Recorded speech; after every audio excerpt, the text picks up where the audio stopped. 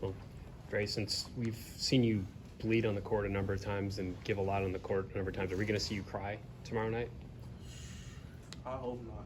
That's the plan not to, so we'll see, but probably not. I know you generally keep that kind of stuff kind of bottled up. What kind of emotions do you think we're gonna see from you tomorrow? What's it going to be like to go through a senior day for you? It's going to be bittersweet for sure. I mean, obviously, my journey coming to an end here. I mean, I'm excited for the next phase, but obviously there's a lot of great memories here, just with my teammates, past and present, and it's going to be special for sure. How do you guys, both of you, avoid allowing a senior night to impact play on the court? Coach Holman said a lot of the stuff will be done after the game, but you're still thinking about it. I imagine this is the last time you get to step out there. How do you keep that separate from, hey, we need to win a game against Illinois? I mean, it's a big game for us. I mean, we know we need these 2 wins this week, and it can help us definitely in the Big Ten standings going into the Big Ten tournament. So just putting those emotions to the side, obviously it's going to be a real emotional night, but pushing those emotions to the side to realize that we do need these 2 games, we do need these 2 wins. It's going to be big. Dre, Coach was saying that you're sort of shining example of what it looks like when a player is serious about his development and how someone can improve over time. I'm just curious, like, 1, how much pride do you take in that, and 2, like, how much better do you feel like you have become over these 4 years, and like what did it take to get to this point? Yeah, I mean, I've definitely grown a lot over these 4 years. Just I'm always trying to get better. Just always trying to learn new things. Just get in the gym. Just trying to become the best player that I can be. That's just something that really been instilled in me from a young age. I've never been one. I'm not the tallest guy, not the fastest, can't jump the highest. So, I mean, I just gotta get in the gym and work. What maybe you hope to become over the course of your college career? How does that match up with where you are right now? Like, do you feel like you accomplished, like, individually in terms of that development, what you hope to accomplish? Obviously, you always shoot for the stars. So, I mean, obviously I haven't been exactly what I've become, but I mean, I like what I've become. I mean, I came in every day, worked as hard as I could, and always gave my best effort, and that's all I can ask for myself. I know when you, Adam mentioned you've suffered some injuries, the eye socket, and I first mentioned you were recovering going to your sophomore year, and you had a serious injury. Just to overcome all of that, and I know there's a lot left to be done, but as a senior looking back, but to overcome all of that, what does it mean to you? Yeah, it means a lot. I mean, obviously I've been through a lot these 4 years, and not just injuries. So it's been a challenge, but my guys, my teammates, coaches, they've all just been there for me and just pushed me to keep going every single day. I couldn't ask for a better 4 years with me. Danny, what's tomorrow night going to be like for you and your family? I mean, it's been a long road for me too. We both know how important it is after all the work we put in, and I think just being able to be there with everybody that's helped us get here, it's going to be special. You know, last year Coach Holman started Joey on senior night. Did you take notes on that, and do you maybe remind him of that this year? We'll see what happens, but there might be something. Yeah. Dre, I wonder what it's been like for you throughout your career to be able to look up and see your dad watching you, and you're obviously playing at his alma mater and everything. But what has it been like for you? Like, we see him on the road, we see him here, but to look up and see him watching you play at his alma mater, what's that been like? It's a dream come true, really. I mean, this is something that I've wanted from a young age, me and my brother, just to be able to come here and just do what we can do. And for my dad to be at all the games, it's been special, and just to make him proud is one of the biggest accomplishments in my life for sure. Andre, do you think it's going to be tougher playing your last game than Ohio State or playing your last game with Caleb in college? I don't know. That's actually a good question. I never really thought about that. But yeah, I mean, definitely my family comes first. So playing with my brother has been real special, and it's something that I'll never forget. So I gotta say, I probably trump for him.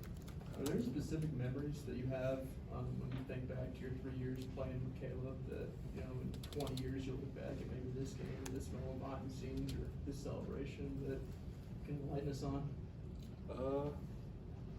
Not really anything specific, really. I mean, every day has been fun. I mean, I try to make the most out of every day, especially knowing that it's going to come to an end soon. So, I mean, I can't really pinpoint one moment. There's a bunch, really. Talking about your development and growth as a player, and like we've all seen it. And I know Kobe Bryant was someone who was important to you. I was just wondering if you're carrying any of that mentality with you since his passing.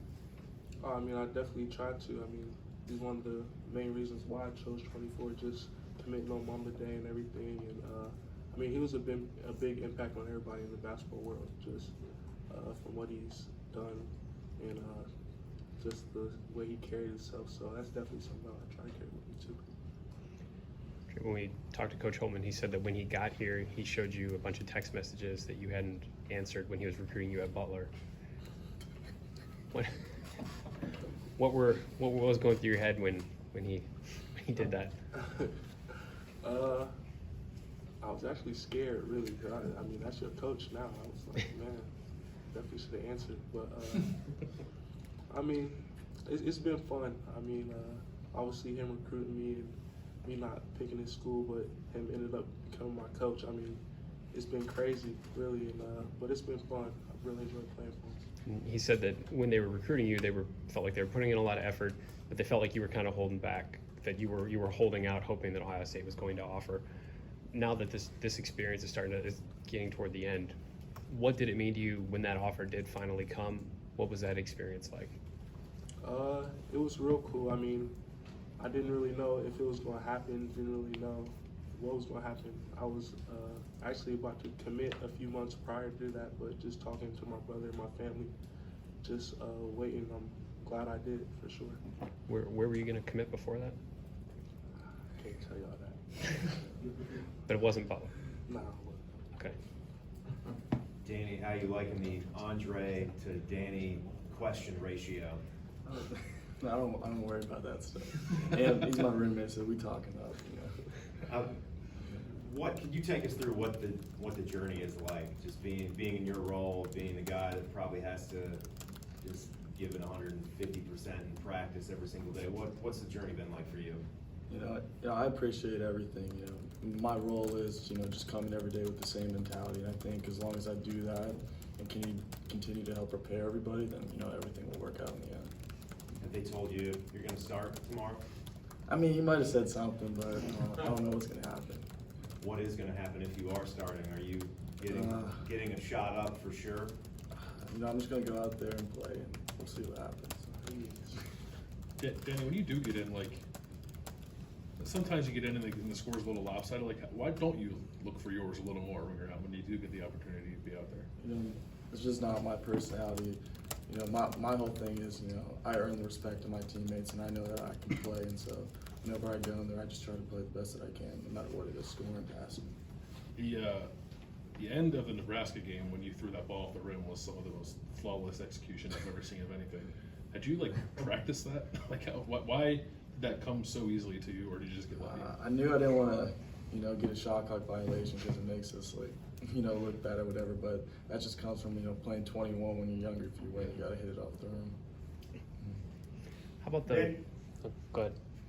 Everybody wants to start, everybody wants to be a star, et cetera, but years from now, will there be a lot of pride for you knowing you were on this team, you wore that uniform,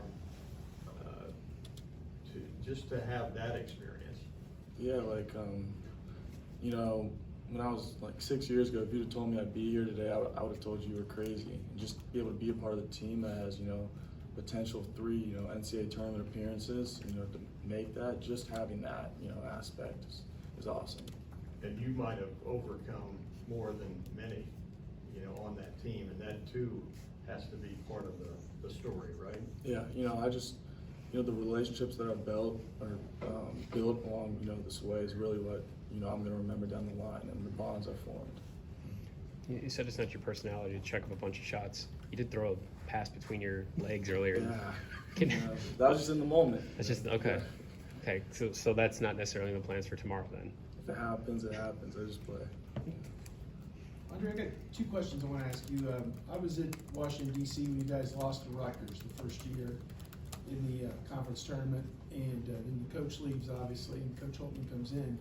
Just, this program didn't seem to be in a very good spot at that point, even prior to the coaching change. Just your thought about what's transpired here in the last 3 years to kind of put Ohio State back in the front page. I mean, you're a ranked team, obviously, right now. It wasn't like that the first year. Just your thought about, you know, what you and the guys around you have done to kind of put this thing back where it should be.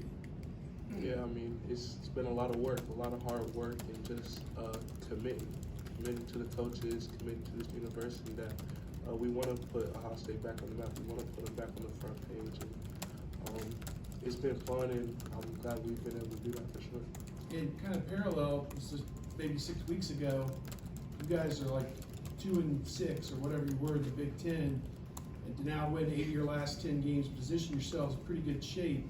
What changed in the last 5 weeks for you guys? And the coaches said the seniors, yourself, the upperclassmen, the captains, led this turnaround. What in your mind led to what we've seen the last 3 or 4 weeks? I don't really think anything changed. I just think we stayed committed. I mean, obviously you're going to have ups and downs during the season. I think the biggest thing is how you handle those downs.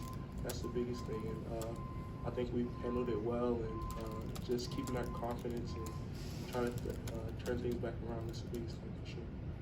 Okay. All right, thanks, guys.